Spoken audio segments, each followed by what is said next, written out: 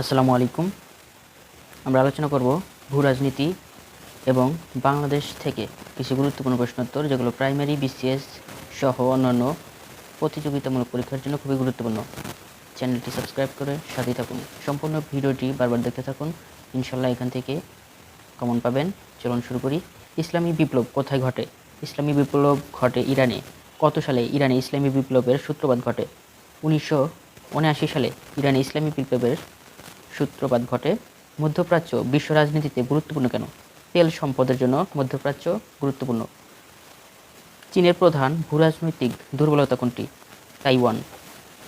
কত সালে কসোভো যুদ্ধ সংঘটিত হয়? 1999 সালে কসোভো যুদ্ধ সংঘটিত হয়।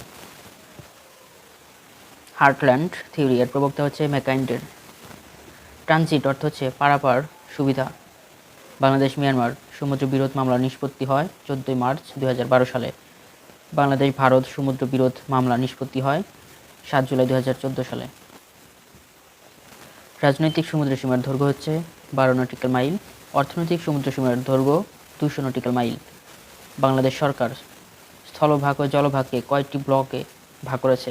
23টি। বর্তমান বিশ্বে শরণার্থী সমস্যার মূল কারণ হচ্ছে যুদ্ধ।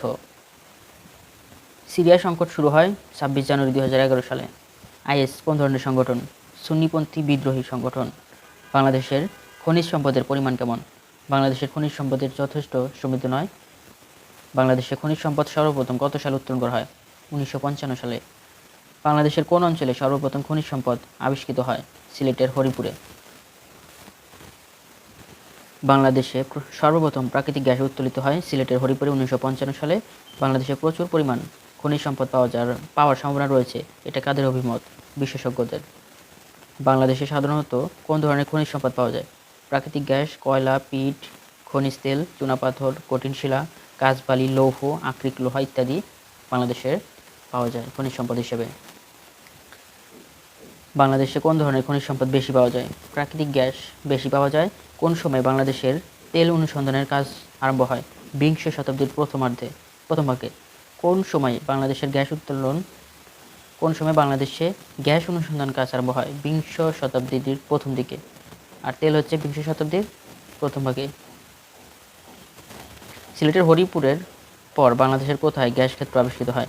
সাতকে। 1955 থেকে 1969 সালের মধ্যে বাংলাদেশে কতটি গ্যাস ক্ষেত্র আবিষ্কৃত হয়? 8টি। স্বাধীনতার পর থেকে 1990 সাল পর্যন্ত বাংলাদেশের কতটি গ্যাস ক্ষেত্র আবিষ্কৃত হয়? 9টি। 1955 থেকে 1990 সাল পর্যন্ত বাংলাদেশে কতটি গ্যাস ক্ষেত্র আবিষ্কৃত হয়? 55 থেকে 90 সালের মধ্যে গ্যাস ক্ষেত্র আবিষ্কৃত হয় 17টি। কত সালে বাংলাদেশে গ্যাস আবিষ্কার অনুসন্ধানের ক্ষেত্রে ব্যাপকতা আসে? 1991 সালের পরে। বর্তমান দেশে আবিষ্কৃত গ্যাস ক্ষেত্রের সংখ্যা 26টি। বাংলাদেশে প্রাকৃতিক গ্যাসের মজুদের পরিমাণ 22.85 ট্রিলিয়ন ঘনফুট আনুমানিক। বাংলাদেশের উত্তোলনযোগ্য গ্যাসের পরিমাণ 20,655 ট্রিলিয়ন ঘনফুট। বর্তমানে বাংলাদেশে কয়টি কূপ থেকে গ্যাস উত্তোলন করা হয়? 90টি। বর্তমানে বাংলাদেশে কয়টি গ্যাস ক্ষেত্র থেকে গ্যাস উত্তোলন করা হচ্ছে? 30টি। বাংলাদেশের বৃহত্তম গ্যাস ক্ষেত্র হচ্ছে তিতাস গ্যাস। পানির অপর নাম জীবন। পৃথিবীর আয়তনে মোট কত ভাগ পানি? 70 ভাগ পানি। পৃথিবীতে স্বাদু পানির পরিমাণ 2 ভাগ। কোনটিকে কেন্দ্র করে পৃথিবীতে তৃতীয় বিশ্বযুদ্ধ সংঘটিত হওয়ার সম্ভাবনা রয়েছে? পানিকে কেন্দ্র করে। পানির নিরাপত্তা কী? প্রয়োজনের সমপরিমাণ স্বাস্থ্যসম্মত পানির পর্যাপ্ততাই হলো পানি নিরাপত্তা। বিশ্বের পানি সংকটের প্রধান কারণ হচ্ছে জলবায়ু পরিবর্তন। বিশ্বের কত শতাংশ জনগোষ্ঠী পানি সংকটে রয়েছে? 2/3।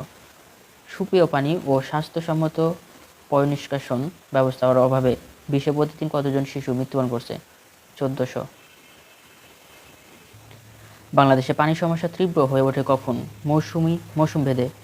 বাংলাদেশের অর্থনীতি কিসের উপর নির্ভরশীল? কৃষি। কত সালে আন্তর্জাতিক নদী সংক্রান্ত নীতিমালা প্রণয়ন করা হয়? 1966 সালে। আন্তর্জাতিক নদীর ব্যবহার সম্পর্কে ভিয়েনা সম্মেলন হয় 1815 সালে। ভিয়েনা সম্মেলন হয়েছে 1815 সালে। আন্তর্জাতিক নদী দানিউব কোথায় অবস্থিত? ইউরোপে। পানি বন্টন সমস্যা নিয়ে বাংলাদেশের সাথে কোন দেশের বিরোধ রয়েছে? ভারতের সাথে। বাংলাদেশের বৃহত্তম সেচ প্রকল্প হচ্ছে তিস্তা সেচ প্রকল্প। তিস্তা সেচ প্রকল্প কোন জেলায় অবস্থিত? নীলফামারী জেলার দেয়ানী এলাকায় তিস্তা প্রকল্প অবস্থিত, নীলফামারীতে। গজলডোবা ব্যারেজ কোন দেশে অবস্থিত? ভারতে। ডালিয়া পয়েন্ট অবস্থিত তিস্তা নদীতে। কত সালে তিস্তার পানি শেষ প্রকল্পের ব্যবহারের পরিকল্পনা করা হয়? 1945 সালে। কত সালে দেশ বিভাগ হয়? 1947 সালে। ট্রান্স সাইবেরিয়ান রেলপথের বিস্তৃতি কত? 9289 কিলোমিটার। আরএমজি এর পুনরূপ হচ্ছে রেডিমেড গার্মেন্টস। বর্তমানে বাংলাদেশের কৃষিতে মোট শ্রমিকের কত ভাগ বর্তমানে বাংলাদেশের কৃষিতে মোট শ্রমিকের কত ভাগ নিয়োজিত? শ্রমিক নিয়োজিত 48.4 ভাগ। আফতার পুনরূপ হচ্ছে এশিয়ান ফ্রি ট্রেড এরিয়া। বাংলাদেশের প্রধান স্থলবন্দর হচ্ছে বেনাপোল। 7টি মহাদেশের নাম হচ্ছে এশিয়া, আফ্রিকা, ইউরোপ, উত্তর আমেরিকা, দক্ষিণ আমেরিকা, ওশেনিয়া এবং অ্যান্টার্কটিকা। বাংলাদেশের বৈদেশিক মুদ্রা অর্জনের প্রধান খাত হচ্ছে তৈরি পোশাক। ব্রিটিশদের আগমনের ফলে বাংলাদেশের কোন শিল্পের অগ্রযাত্রা ব্যাহত হয়? মুসলিম এবং জামদানি। একসময় বাংলার কোন শিল্পের জন্য বিখ্যাত ছিল? মুসলিম এবং জামদানি শিল্পের জন্য। কোন দশকে পোশাক শিল্পের অগ্রযাত্রা শুরু হয়? 1980-এর দশকে। তৈরি পোশাক শিল্পের যাত্রা শুরু হয় 1976 সালে। পোশাক শিল্প প্রতিষ্ঠান কোন ধরনের প্রতিষ্ঠান? বেসরকারি প্রতিষ্ঠান। বর্তমানে পোশাক শিল্প প্রতিষ্ঠান হচ্ছে 4000-এরও বেশি। বর্তমান দেশের অর্থনৈতিক প্রধান খাত হচ্ছে পোশাক শিল্প। বর্তমান দেশের বৈদেশিক বাণিজ্যের সর্ববৃহৎ খাত হচ্ছে পোশাক শিল্প। পোশাক শিল্পে কোন ধরনের শ্রমিকের সংখ্যা বেশি? মহিলা। দেশের কয়টি দেশে বাংলাদেশে তৈরি পোশাক রপ্তানি করে? 20টিরও বেশি দেশে। বাংলাদেশে তৈরি পোশাকের প্রধান ক্রেতা হচ্ছে মার্কিন যুক্তরাষ্ট্র। বাংলাদেশের পোশাক শিল্পের দ্বিতীয় বৃহত্তম বাজার হচ্ছে ইউরোপীয় ইউনিয়ন। পোশাক শিল্পের ক্যাটাগরির সংখ্যা 84টি। বিচ্ছিন্নতাবাদ কি? সমাজ বা রাষ্ট্র থেকে বিচ্ছিন্ন হওয়ার প্রবণতাকে। বিশ্বের কয়েকটি বিচ্ছিন্নবাদী সংগঠনের নাম হচ্ছে LTTE, ULFA, Taliban, Boko Haram, IS প্রভৃতি। আঞ্চলিক গোষ্ঠী ও মানুষের বিচ্ছিন্নতাবাদ সম্পর্কে কে সচেতন ছিলেন? Karl Marx. সমাজবিজ্ঞানী সেলডিন সিমান বিচ্ছিন্নতাবাদের কয়টি লক্ষণ শনাক্ত করেছেন? 5টি। ওয়ান দ্য মিনিং অফ এলাইনেশন গ্রন্থের লেখক হচ্ছে সমাজবিজ্ঞানী মেলভিন সিমান। কার্ল মার্কসের সমাজ চিন্তায় দর্শনের কেন্দ্রীয় বিষয় হচ্ছে বিচ্ছিন্নতার তত্ত্ব। মার্কসের বিচ্ছিন্নতা তত্ত্ব কাদের বিচ্ছিন্নতাকে নির্দেশ করে? শ্রমিকদের। মার্কস পুঁজিবাদী সমাজের কয় ধরনের বিচ্ছিন্নতা লক্ষ্য করেছেন? 4 ধরনের। বাংলাদেশের বাণিজ্যিক রাজধানী চট্টগ্রাম বন্দর দিয়ে কত শতাংশ বাণিজ্য হয়? 90%। পার্বত্য চট্টগ্রামে কখন অশান্তির বীজ রোপিত হয়? 1860 সালে ব্রিটিশ আমলে। ডিভাইড অ্যান্ড রুল নীতি গ্রহণ করেছিল ব্রিটিশরা।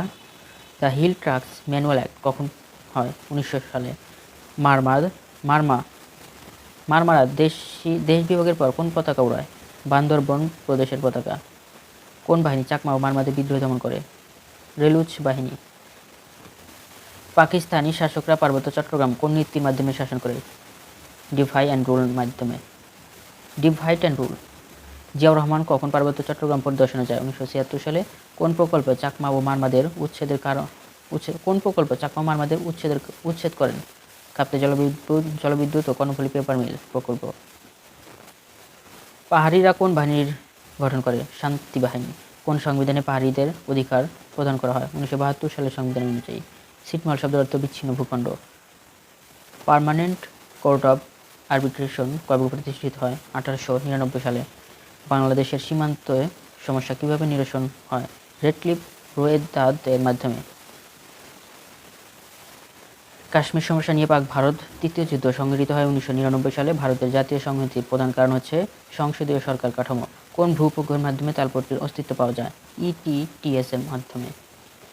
ছিটমহল বিনিময় চুক্তি কখন স্বাক্ষরিত হয়? 7 মে 2015 সালে। মানব পাচারের দুটি রুটের নাম হচ্ছে বেনাপোল এবং কক্সবাজার। মানব পাচার কি? বুদ্ধিবৃত্তিক কোনো ব্যক্তি প্রতিষ্ঠান নিজ দেশ থেকে অন্য দেশে স্থানান্তর হওয়াকে বোঝায়। 1947 সালে ভারত পাকিস্তান সীমানা নির্ধারণের দায়িত্ব পালন করেন স্যার সিরিল র্যাডক্লিফ। কত সালে ভারত ও পাকিস্তানের মধ্যে স্থল সীমানা চিহ্নিতকরণ ও অপদখলীয় ভূমি বিনিময় চুক্তি স্বাক্ষরিত হয়? 1958 সালে। বাংলাদেশ ভারত স্থল সীমা চিহ্নিতকরণ চুক্তি স্বাক্ষরিত হয় 1974 সালে 16 মে। মুজিব ইন্দিরা চুক্তি বাংলাদেশের অনুমোদন লাভের কত বছর পর ভারতে অনুমোদিত হয়? 40 বছর পর। কোন তারিখে বাংলাদেশ ও ভারত আনুষ্ঠানিকভাবে ছিটমহল বিনিময় শুরু করে? 31 জুলাই 2015 সালে। ভারতের সাথে ছিটমহল বিষয়ক চুক্তির মাধ্যমে কি পরিমাণ ভারতীয় জমির উপর বাংলাদেশের সার্বভৌমত্ব অর্জন করে? 17,158 একর। ছিটমহল বিনিময়ের ফলে বাংলাদেশ ভারত কয়টি ছিটমহলের উপর সার্বভৌমত্ব অর্জন করে? 11টি। ছিটমহল বিনিময়ের ফলে ভারত বাংলাদেশের কয়টি ছিটমহলের উপর সার্বভৌমত্ব অর্জন করে? 51টি। বাংলাদেশের অভ্যন্তরে ভারতের 111টি ছিটমহলের সর্বশেষ শুমারি অনুযায়ী লোক সংখ্যা ছিল 37,000। বাংলাদেশের অভ্যন্তরে কুড়িগ্রামের ভারতের কয়টি ছিটমহল ছিল? 12টি।